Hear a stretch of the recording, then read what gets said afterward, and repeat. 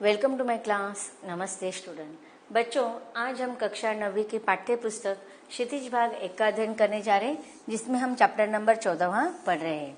और इस चैप्टर का शीर्षक है चंद्रग्रहण से लौटती बेल। चंद्रग्रहण से लौटती बेल इस चैप्टर का यह सेशन नंबर 5वां है। यह आपके काव्य खंड से ली गई एक कविता है, जिसके कवि है केदारनाथ अग्रवाल जी। केदारनाथ अग्रवाल जी इस काव्यांश के माध्यम से हमें क्या बताना चाहते हैं, यह हम काव्य के अगले पंक्तियों के द्वारा विस्तार से पढ़ते हैं। काव्य की अगली पंक्तियां हैं। चुप खड़ा बगुला डुबाए टांग जल में, देखते ही मीन चंचल ध्यान निद्रा त्यागता है। चट दबाकर चोंच में नीचे गले के डालता है। एक काले माथ वाली चतुर चिड़िया श्वेत पंखों के झपाटे मार फौरन टूट पड़ती है भरे जल के हृदय पर। एक उजली चटुल मछली चोंच पिली में दबाकर दूर उड़ती है गगन में। अब काव्य की पंक्तियों को हम विश्लेषण के साथ पढ़ते हैं। कवि कहते कि देखो, चुप खड़ा बगुला डुबाए टांग जल में। अब देखिए, इसके पहले कवि ने कवि का किसान मन हमें दिखाई देता है कि वह खेतों में जो हरियाली लहलहा रही है उसका वर्णन किया। उसके बाद उनके वो जहाँ पर बैठे थे उसके नजदीकी जो तालाब था उसका वर्णन किया। अब कवि कहते हैं कि उसी जल में उनको कौन दिखाई दे रहा है? एक बगुला। अब देखिए, बगुला कैसे होता है, हम सबको पता है कि वह क्या करता है। हमेशा अधिकतर वो पानी में एक पैर पर खड़ा होता है। अब एक पैर पर खड़ा होकर वो क्या करता है कि वो इस प्रकार से एक पैर पर खड़ा होकर स्थिर होता है, और उसके पीछे रहने का कारण कुछ और होता है। क्या होता है कि देखते ही मीन चंचल, मीन का अर्थ क्या होता है? मछली।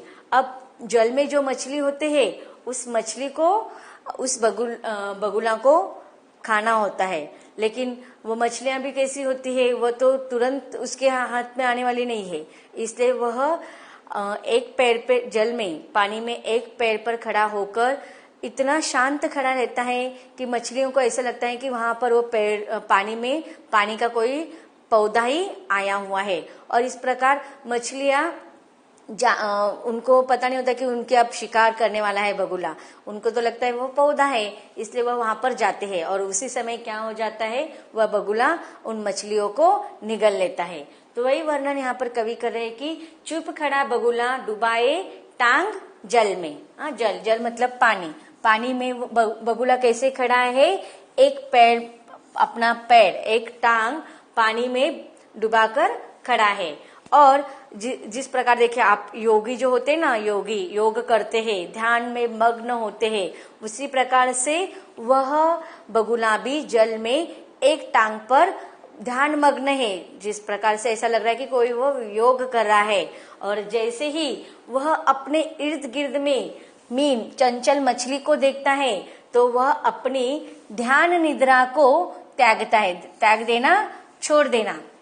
अपने जिस ध्यान में वो लगा हुआ था, जिस ध्यान में वह मग्न था, अपने शिकार को नजदीक आते ही वह उस ध्यान मग्न को, उस निद्रा को तोड़ डालता है, अपने योग की क्रिया को छोड़ डालता है और चट दबाकर चोंच में नीचे गले के डालता है। चट दबाकर चोंच में, जैसे ही उसे मछली अपनी नजदीक आती हुई दिखती है तो वो अपना ध्यान मग्न का जो कार्य है, चुपचाप खड़े रहने का जो कार्य है, उसे छोड़कर उस अपने शिकारी को, मछली को अपने चोंच से उठा लेता है और उसे नीचे गले के डालता है, अर्थात उसे गिलंकृत कर लेता है, निगल लेता है।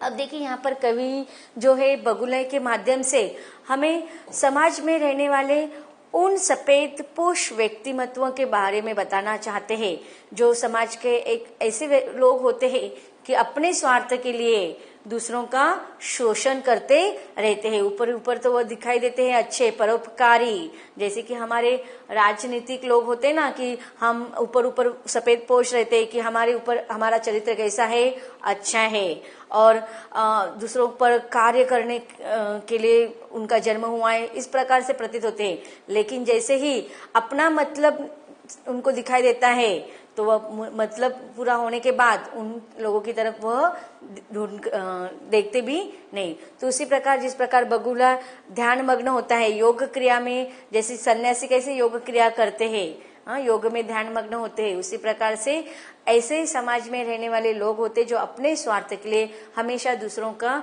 शोषण करते रहते हैं।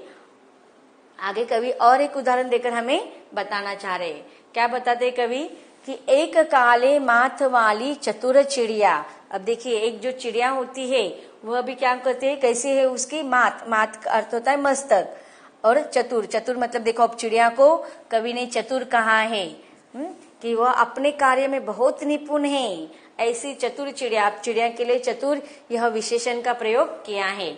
और दूसरा एक है काले माथ वाली, कि उसका जो मस्तक है वो काले रंग का है और वह चिड़िया कैसी है, चतुर है। अब वो क्या चतुराई करती है उसके अगले पंक्ति में पढ़ते हैं।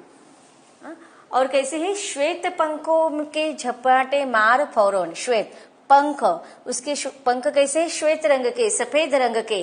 तो सफेद पंखों वाली जिसके माथे पर काला रंग का माथा है, ऐसी चतुर चिड़िया क्या करती है, झपाटे मार फौरन टूट पड़ती है भरे जल के हृदय पर। अब देखिए एक चिड़िया का प्रकार होते हैं, जलजीव भी हम उसे कहते हैं। इसके पहले काव्यांश में ग्रामश्री में भी आपने उसका नाम सुना होगा कि मुर्गम्बा या अन्य इसी जाति की यह पक्षियां होती है। वो क्या करते हैं, हमेशा है ना जहाँ पर नदी होती है, तालाब होते हैं, तो उस जल के ऊपर है ना मंडराती रहती है। और इतनी मंडराती रहती है, क्यों, उसके मंडराने के पीछे क्या कारण होता है कि जल में जो मछलियां होती है ना, उनको वह उनका शिकार करना होता है, उन श्वेत पंखों वाली जल पक्षी को। तो वह श्वेत पंखों वाली क्या करती है, उस जल के इर्द गिर्द घूमती रहती है और शिकार ढूंढती रहती है, किसको, मछलियों को। टूट पड़ती है भरे जल के हृदय पर।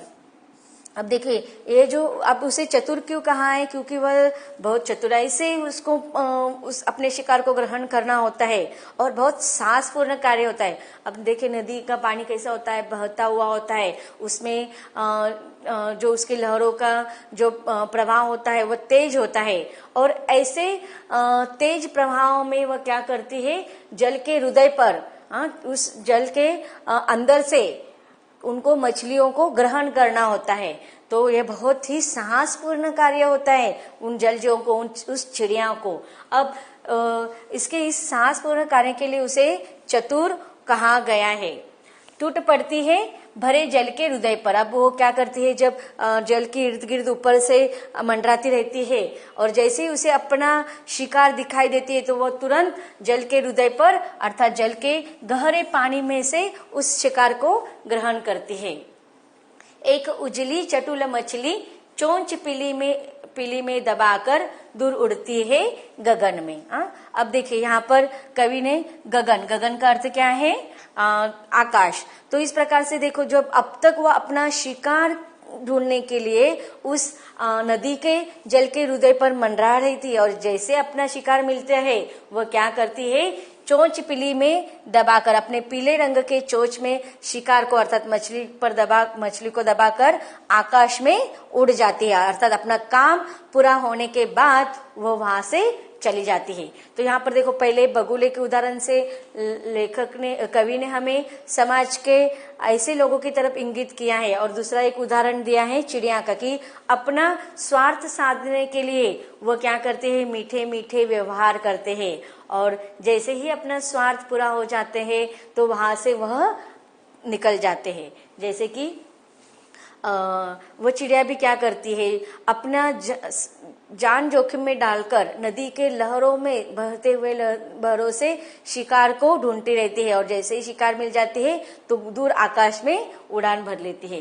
तो उसी प्रकार हमारे देखते हैं आज यहाँ पर जो कवि ने वर्णन किया वो वातावरण हमें अधिकतर शहरों में दिखाई देते हैं कि शहरों में जो ऐसे उच्च वर्ग के लोग होते हैं अपने स्वार्थ के लिए दूसरों का अहित करते हैं और जैसे ही अपना स्वार्थ पूरा हो जाते हैं तो वहां से वह भाग जाते हैं। जैसे कि वह चिड़िया अपना शिकार मिलने के बाद वह आकाश में उड़ान भरती है। तो उसी प्रकार यहाँ पर कवि हमें दोहरे व्यक्तिमत्व वाले लोगों की तरफ इंगित करे। यहाँ पर कवि ने हमें दो उदाहरण दिए, एक तो बगुले का और दूसरा उस सफेद रंग की काले माथे वाली पीले चोंच वाली जो चिड़िया है उसका उदाहरण देकर कवि हमें समाज के ऐसे लोगों का वर्णन कर, ऐसे लोगों के बारे में हमें बताना चाह रहे, उनकी ओर इंगित करे कि किस प्रकार से मनुष्य आज इतना स्वार्थी हो गया है कि अपने स्वार्थ के लिए वो दूसरों का शोषण करता है, दूसरों का अहित करते रहते हैं। तो अब देखिए यहाँ पर हमने इन पंक्तियों में कवि ने जो प्राकृतिक सौंदर्य का वर्णन किया है उसके बारे में हमने जानकारी हासिल कर ली। अब इसमें आए हुए कुछ कठिन शब्दों का अर्थ और भावार्थ पढ़ते हैं। कठिन शब्दों का अर्थ, मीन मछली, ध्यान निद्रा ध्यान रूपी नींद, त्यागना छोड़ना, चट जल्दी से, श्वेत उज्जवल, जल के हृदय पर पानी की सतह पर, उजली चमकती हुई सफेद, चटुल चंचल। भावार्थ, तालाब में एक किनारे बगुला ध्यान की नींद में मग्न है। इसका ध्यान दिखावटी है क्योंकि वह चंचल मछलियों को देखते ही अपना ध्यान त्याग देता है।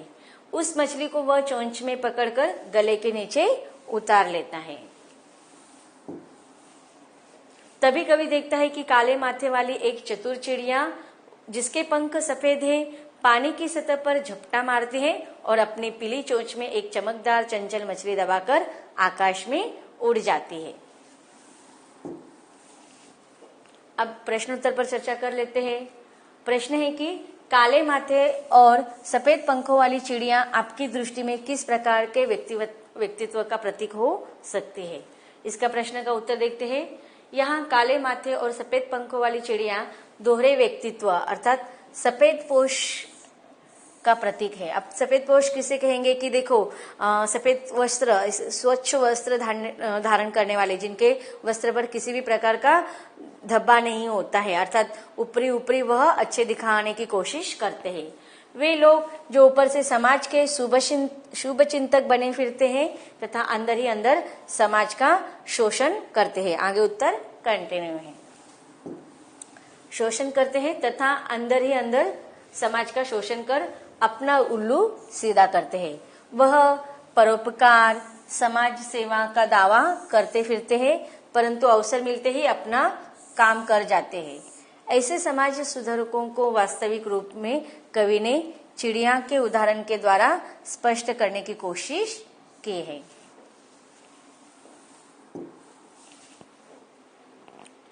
तो बच्चों, इस प्रकार कविता के माध्यम से कवि ने हमें एक और जहां प्रकृति का मनोरम वर्णन किया है, वही प्रकृति में स्थापित कुछ पक्षियों के द्वारा समाज में किस प्रकार से लोगों की प्रवृत्ति होती है, इसके बारे में भी कवि ने हमें वर्णन करवाया।